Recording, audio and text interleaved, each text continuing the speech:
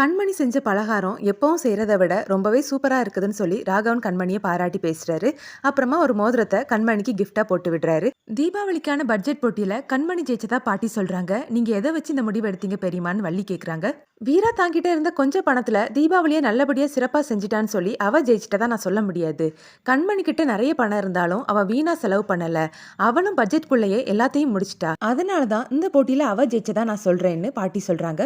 வீரா கொடுத்த ஐடியானால கடைக்கு நல்ல கலெக்ஷன் வருதுன்னு ராமச்சந்திரன் ரொம்பவே சந்தோஷமா இருக்காரு. வீராவும் மாறனும் வள்ளிக்கு ஒரு புடவை எடுத்து கொடுத்து ஆசீர்வாதம் வாங்குறாங்க. இப்ப எதுக்கு இந்த புடவன் வள்ளி கேட்க, இன்னைக்கு எங்களுக்கு தல தீபாவளிமா, நான் எங்க அம்மா வீட்டுக்கு போயிருந்தா என் அம்மாக்கு என்ன செஞ்சிருப்பனோ அதை தான் இப்ப உங்களுக்கு செய்றேன்னு வீரா சொல்றாங்க.